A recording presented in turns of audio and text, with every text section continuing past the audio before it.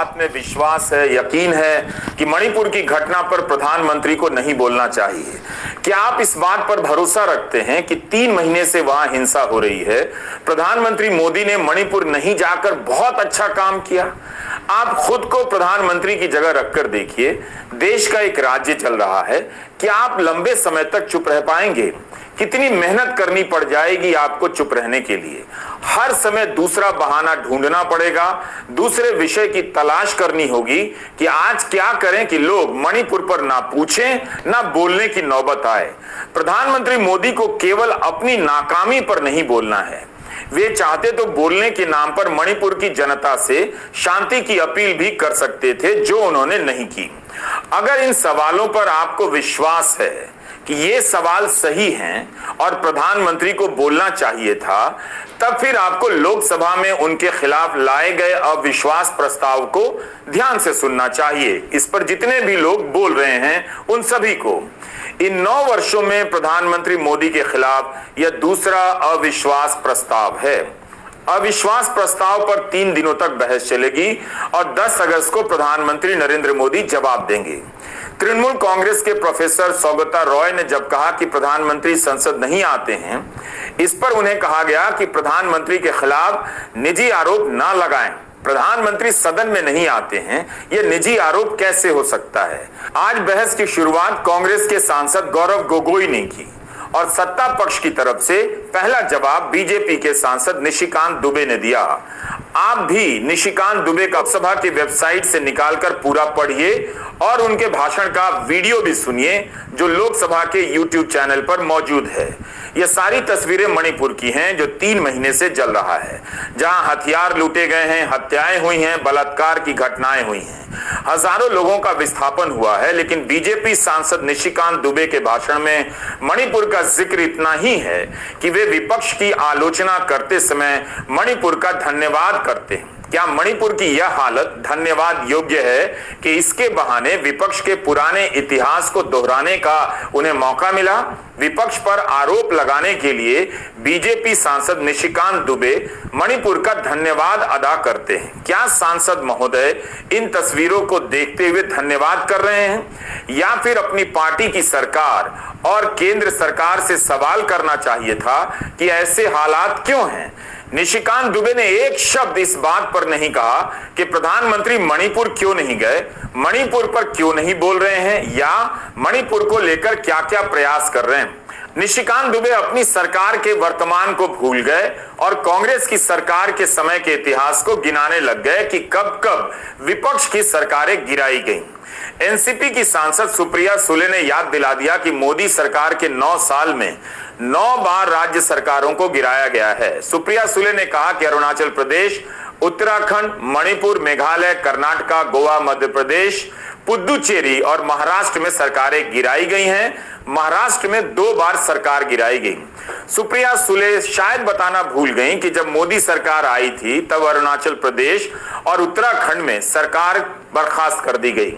Supreme court और high court ने दोनों मामलों में कहा कि अवैध रूप से सरकारें बर्खास्त की गई हैं। अगर कांग्रेस ने सरकारें बर्खास्त कर गलत काम किया तो मोदी सरकार को 10वें साल में यह बताना चाहिए था कि कैसे उन्होंने सरकारें गिराने का खेल खत्म कर दिया। लेकिन आपने देखा कि कांग्रेस के समय की इस गलती को मोदी सरकार ने खुलकर खेलना शुरू कर दिया। ऐसा लगता है कि मोदी सरकार विपक्ष के समय की करतूतों का पता करती रहती है ताकि वह अपनी करतूतों को सही ठहरा सके। जो बुरा हुआ उससे मिटाकर अच्छा नहीं करना है, जो बुरा हुआ है उससे और भी ज्यादा बुरा करना है। मोदी सरकार को नैनीताल हाईकोर्ट और सुप्रीम कोर्ट के फैसले को पढ़ना चाहिए, जो राष्ट्रपति शासन लगाने के मामले में आया था। तो हम ये बताना चाहते हैं कि बीजेपी के सांसद निशिकांत दुबे ने करीब आधा घंटा बोला, लेकिन उन्होंने मणिपुर का जिक्र ही नहीं किया।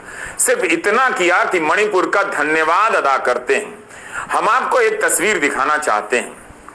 इसका संदर्भ इस बात से है कि निशिकांत दुबे ने ही राहुल गांधी पर तंज किया कि वे पहले बोलने नहीं आए, शायद देर से जागे होंगे। लेकिन निशिकांत दुबे के ठीक एक लाइन पीछे बीजेपी के मणिपुर से सांसद और राज्य मंत्री राजकुमार रंजन सिंह बैठे थे। जिनका घर भी इस हिंसा में जला दिया गया। उस वक्त रंजन सिंह ने बयान दिया था कि मणिपुर में कानून व्यवस्था ही नहीं है। राजकुमार रंजन सिंह इनर मणिपुर से बीजेपी के सांसद हैं। जब निशिकांत दुबे बोल रहे थे तब बीजेपी के ही सांसद रंजन सिंह को कैसा लग रहा होगा। उनके राज्य की हिंसा को लेकर अविश्वास प्रस्ताव आया है। कायदे से वे बहस की शुरुआत कर सकते थे, करते तो अच्छा रहता, लेकिन मोदी सरकार ने झारखंड के गोड्डा के सांसद निशिकांत दुबे को चुना। आउटर मणिपुर से सांसद हैं लोरहो एस फौज नगा पीपल्स फ्रंट के सांसद हैं, मगर एनडीए का ही हिस्सा हैं। अगर बीजेपी और मोदी सरकार मणिपुर के इन दो सांसदों से ही अपना जवाब शुरू करती तो उनके मुख से सुनकर संतोष होता कि मणिपुर के लिए मोदी ने और उनकी सरकार ने इन 3 महीनों में क्या किया है। लेकिन मणिपुर का नाम लेकर निशिकांत दुबे हर दल का इतिहास बताने लग गए। कभी बंगाल चले गए तो कभी तमिलनाडु। कब कौन बोलेगा यह पार्टियां तय करती हैं। हमारा सवाल है कि 3 दिनों तक अविश्वास प्रस्ताव पर बहस चलेगी। क्या सरकार मणिपुर से अपने 2 सांसदों को बोलने देगी? यह इस वक्त का सबसे बड़ा सवाल है और आपको भी इन 2 सांसदों पर नजर रखनी चाहिए कि ये क्या कहते हैं। मणिपुर के सांसद जब बोलेंगे तब अपने राज्य के बारे में क्या बोलेंगे? क्या उन्हें बोलने दिया जाएगा कि राज्य में कानून व्यवस्था समाप्त हो गई है, जैसे कि वे मीडिया में बोल चुके हैं? क्या मणिपुर से सांसद रंजन सिंह और लोरहो एस फौज बोल पाएंगे कि स्वतंत्रता सेनानी की 80 साल की पत्नी को जलाकर मार दिया गया? स्वतंत्रता सेनानी के बेटे ने कहा था कि इस घटना पर प्रधानमंत्री क्या बोलेंगे? एक सैनिक ने कहा कि वह कारगिल में देश की रक्षा के लिए लड़ा, मगर भीड़ से अपनी पत्नी की रक्षा नहीं कर सका, जिसे भीड़ ने नंगा कर घुमाया था। मणिपुर की घटना को लेकर मिजोरम में हजारों लोगों ने मार्च निकाला और उसमें मिजोरम के मुख्यमंत्री और उनके तमाम मंत्री भी शामिल हुए। उस मार्च में मणिपुर के मुख्यमंत्री बीरेन सिंह के खिलाफ नारे लगाए गए। हमारा सवाल है कि मिजोरम से सांसद मिजो नेशनल फ्रंट के सी लाल सोरंगा को बोलने का मौका मिलेगा या नहीं? क्या वो बोलेंगे तो उनका भाषण विपक्ष के भाषणों से मेल खाएगा या निशिकांत दुबे के भाषण से मेल खाएगा? अविश्वास प्रस्ताव असम के कालियाबोर से कांग्रेस के सांसद गौरव गोगोई ने पेश किया, क्योंकि इसका नोटिस उन्होंने ही दिया था। आप निशिकांत दुबे के साथ साथ गौरव गोगोई का पूरा भाषण लोकसभा की वेबसाइट पर जाकर पढ़िए और संसद टीवी के यूट्यूब चैनल पर जाकर सुनिए। आप पाएंगे कि गौरव गोगोई के भाषण का ज्यादातर हिस्सा मणिपुर तक ही सीमित रहा और उसी से संबंधित रहा। उनके भाषण से आपको पता चलेगा कि वे मणिपुर को लेकर प्रधानमंत्री से क्यों सवाल कर रहे हैं, क्या सवाल कर रहे हैं। उनका जवाब देने आए निशिकांत दुबे के जवाब का संबंध गौरव गोगोई के उठाए सवालों से था भी या नहीं, ये आप तय करें तो बेहतर रहेगा। गौरव गोगोई इंडिया अलायंस के उन सांसदों में शामिल हैं जो मणिपुर का दौरा करने गया था। गौरव गोगोई ने यही सवाल किया कि विपक्ष ने दौरा किया मगर प्रधानमंत्री मणिपुर का दौरा करने क्यों नहीं गए? सरकार ने प्रतिनिधिमंडल तक क्यों नहीं भेजा? गृहमंत्री अमित शाह मणिपुर गए, कहकर आए कि 15 दिन में फिर जाएंगे, मगर दोबारा नहीं गए। 5000 से ज्यादा हथियार लूटे गए, 35 पुलिस थानों पर हमला हुआ है। क्या यह राष्ट्रीय सुरक्षा का मामला नहीं है? हमारे राष्ट्रीय सुरक्षा सलाहकार क्या कर रहे हैं?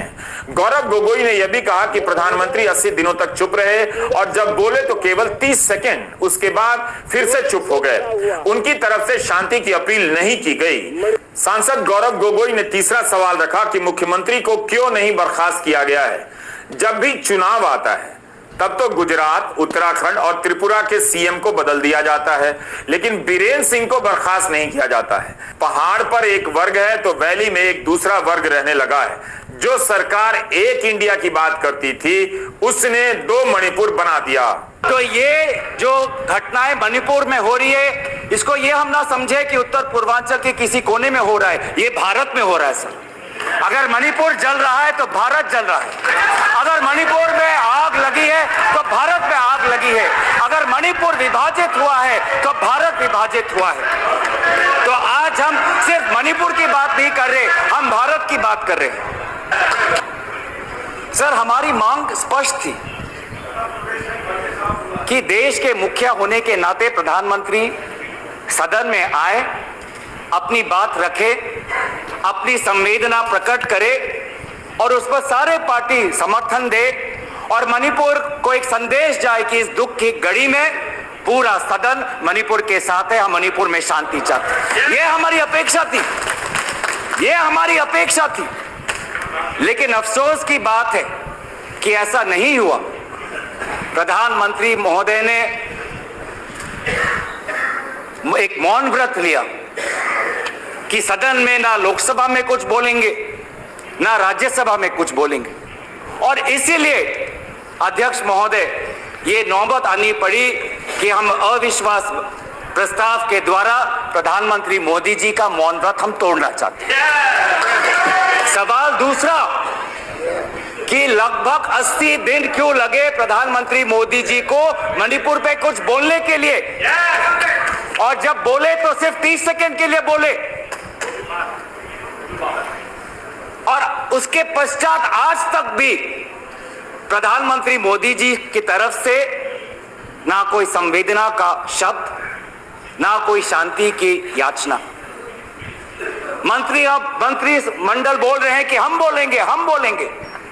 आप बोलें, आपको किसी ने नहीं रोका, लेकिन प्रधानमंत्री मोदी जी एक प्रधानमंत्री होने के नाते उनके शब्दों में जो महत्व है वो किसी मंत्री के शब्दों में नहीं है। माफ कीजिएगा, प्रधानमंत्री मोदी जी अगर प्रधानमंत्री होने के नाते एक शांति की पहल जो करें, उस कदम में जो ताकत है वो किसी मंत्री या किसी सांसद में वो ताकत नहीं है। मुख्यमंत्री बीरेंद्र सिंह ने हिंसा की शुरुआत में कहा था कि ड्रग्स माफिया पर लगाम लगा रहे थे, इसलिए हिंसा भड़काई गई है।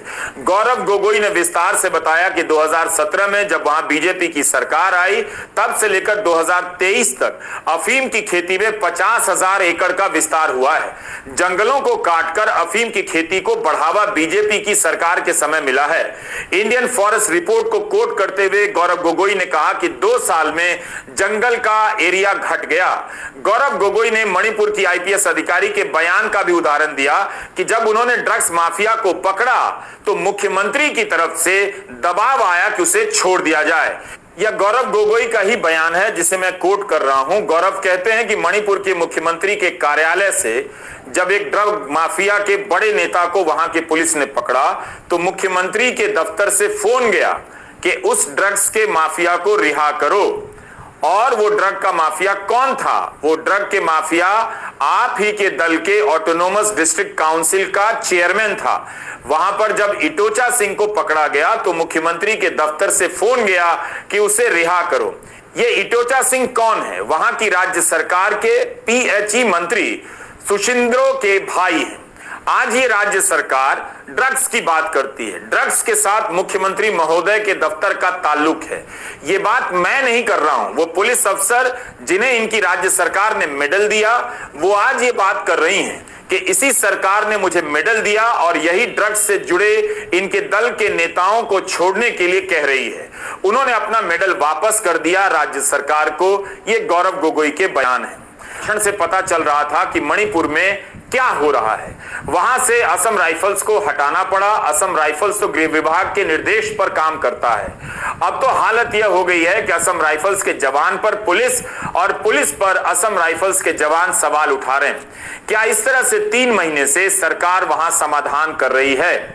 ये गौरव गोगोई के ही बयान है और मैं कोट कर रहा हूं। मैं पूछना चाहूंगा कि गृह मंत्री जी, आपने 51 सदस्यों की कमेटी बनाई, कितनी बार वो कमेटी बैठी, वो असफल रही। गृहमंत्री ने कहा कि मैं 15 दिन बाद आऊंगा, लेकिन नहीं गए। जब सस्पेंडेड इमरजेंसी ग्रुप यूकेएलएफ का चेयरमैन एसएस हाउकिप एफिडेविट में यह कहता है कि भाजपा ने 2017 और 2019 के चुनावों में उग्रपंथी संगठन का सहयोग लिया, ये लीगल डॉक्यूमेंट में लिखा है। यह है इनका राष्ट्रवाद जो देश की अखंडता के साथ खिलवाड़ कर रहा है। एनआरसी आज तक असम में लागू नहीं कर सके। सीएए की बात करते हैं। ऐसा माहौल वहां हुआ कि जापान के पीएम नहीं जा पाए। नगा पीस फ्रेमवर्क 8 साल हो गए, आज तक हमने नहीं देखा कि उसमें क्या हुआ है। गृहमंत्री नगा विधायक से अलग से मिलते हैं, मणिपुर कुकी विधायक से अलग से मिलते हैं। अलग अलग क्यों मिलते हैं? एक साथ क्यों नहीं मिलते हैं? अलग अलग मीटिंगें क्यों? ऐसे उत्तर पूर्वांचल की समस्या नहीं सुलझेगी। अगर आप समाज को जाति धर्म के नाम पर बंटवारा करेंगे, आपको साथ में लेना होगा। पहली बार हम देख रहे हैं कि दो राज्य असम और मिजोरम के पुलिस अफसर एक दूसरे पर गोली चलाते हैं। ये आपकी राष्ट्रीय सुरक्षा की नीति है। इसी को उजागर राहुल गांधी ने किया था। इस सदन में चेतावनी दी थी कि आप उत्तर पूर्वांचल के साथ खिलवाड़ कर रहे हो। उम्मीद है सरकार मणिपुर को लेकर उठ रहे सवालों पर भी विस्तार से जवाब देगी। विपक्ष के नेता भी मणिपुर पर बोलने उठे तो महंगाई से लेकर अन्य पहलुओं पर बात करने लग गए, जिस तरह से निशिकांत दुबे और अन्य सत्ता पक्ष के सांसदों ने किया। उम्मीद है उन सवालों का जवाब भी मिलेगा। निशिकांत दुबे ने जब बोलना शुरू किया तब वे गिनाने लग गए कि इंडिया गठबंधन में जो भी दल है उनके साथ कांग्रेस ने क्या क्या किया। जैसे डीएमके की सरकार को कांग्रेस ने बर्खास्त किया, टीएमसी की सरकार के खिलाफ शारदा नारदा केस कांग्रेस के समय किया गया। पर निशिकांत दुबे यह बताना भूल गए कि इसी केस में टीएमसी सांसद मुकुल रॉय के खिलाफ सीबीआई की जांच चल रही थी। उन्हें टीएमसी से बीजेपी में ले आया गया। क्यों लेकर आए? एनसीपी के बारे में निशिकांत दुबे ने कहा कि 70,000 करोड़ के घोटाले के आरोप कांग्रेस के समय लगाए गए। हमने क्या किया? दरअसल वे बताना भूल गए कि उन्होंने क्या किया।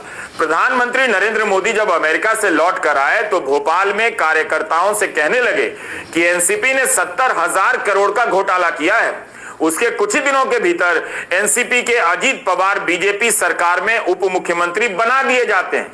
निशिकांत जी को याद ही नहीं आया कि उन्होंने क्या किया। अजीत पवार पर मोदी सरकार के समय ईडी ने केस दर्ज किया, संपत्ति जब्त की। अजीत पवार के सहयोगी उप मुख्यमंत्री देवेंद्र फडणवीस और बीजेपी के नेता भी उन पर हजारों करोड़ रुपए के घोटाले के आरोप लगाते थे, जेल भेजने की बात करते थे, उन्हें उप मुख्यमंत्री बना दिया। ये किया। आखिर में निशिकांत दुबे ने अपनी बात यह कहकर खत्म की। निशिकांत दुबे को मैं कोट करता हूं, वे कहते हैं कि जितनी बहस होगी वो प्रधानमंत्री जी की नीतियों का चीरहरण करेंगे, जैसे द्रौपदी का चीरहरण हुआ है। जब द्रौपदी का चीरहरण हो रहा था तब भीष्म पितामह, कृपाचार्य, द्रोणाचार्य, धृतराष्ट्र, जयद्रथ, चाहे वो युधिष्ठिर हो चाहे वो अर्जुन हो, सभी मौन धारण किए हुए थे। आज यदि प्रधानमंत्री जी का गरीब के हितैषी का चीरहरण करेंगे तो जिस तरह से ना धृतराष्ट्र बचा, ना दुर्योधन बचा, ना भीष्म पितामह बचे, ना अर्जुन बचा, ना युधिष्ठिर बचा, आप में से कोई नहीं बचेगा। 2024 में आप में से कोई वापस नहीं आएगा। हम 400 सीटों के साथ वापस आएंगे। ये निशिकांत दुबे का बयान है। नवीन पटनायक की पार्टी बीजेडी ने अविश्वास प्रस्ताव का विरोध किया। बीजेडी सांसद पिनाकी मिश्रा ने कहा कि कांग्रेस कहती है कि प्रधानमंत्री सदन में नहीं आते हैं, उन्हें आकर बोलना चाहिए। कायदे से किसी भी सांसद को यही कहना चाहिए कि प्रधानमंत्री को सदन में आना चाहिए और बोलना चाहिए। लेकिन बीजेडी सांसद पिनाकी मिश्रा ने कहा कि देश में प्रधानमंत्री जैसा वक्ता नहीं है। वे जब बोलते हैं तब कांग्रेस की कपकपी छूट जाती है। यह जानते हुए भी कांग्रेस उनसे बोलने की मांग करती है। मगर पिनाकी मिश्रा भूल गए कि देश के सबसे बड़े वक्ता और प्रधानमंत्री ने 9 साल में एक भी लाइव प्रेस कॉन्फ्रेंस नहीं की है। वे प्रधानमंत्री के समर्थन में तर्क देते देते उस जमीन पर चले गए जो फिसलन भरी थी। पिनाकी मिश्रा महिलाओं को नंगा घुमाने के वीडियो पर बोलते समय रवांडा से लेकर सर्बिया चले गए और बताने लग गए कि जहां भी इस तरह की हिंसा की घटनाएं हुई हैं, टकराव की घटनाएं हुई हैं, ऐसा होता रहा है। ऐसा लग रहा था कि सांसद महोदय उस वीडियो को सामान्य घटना की तरह पेश कर रहे हैं, जिसे देखकर खुद प्रधानमंत्री विचलित हो गए थे और उन्होंने 30 सेकंड का बयान दिया। मगर पिनाकी मिश्रा कहते हैं कि हमने ये सब अफ्रीकी देशों में देखा है, रवांडा में हुतू और तुत्सी के बीच देखा है, बुरुंडी, सर्बिया, बोस्निया हर्जेगोविना में देखा है। यह हमारी राजनीति और समाज में होता रहा है। बताइए, मणिपुर की तुलना वो रवांडा से करने लग गए। मणिपुर किस देश में है और प्रधानमंत्री नरेंद्र मोदी किस देश के प्रधानमंत्री हैं? इस तर्क के साथ पिनाकी मिश्रा महिलाओं के आरक्षण की मांग की तरफ प्रस्थान कर जाते हैं। वीडियो के मसले पर पिनाकी मिश्रा ने जिस तरह से सरकार का बचाव किया है, वैसा बचाव तो खुद सरकार ने भी अपना नहीं किया होगा। इसी मसले पर सुप्रिया सुले का भाषण भी आप सुनिएगा। इस बहस के दौरान विपक्ष सरकार से सवाल करता रहा, सत्ता पक्ष के दावों को चुनौती भी देता रहा। Shameful blunders in Manipur of the state government, and I demand that just today after this the chief minister must resign. How can you allow this?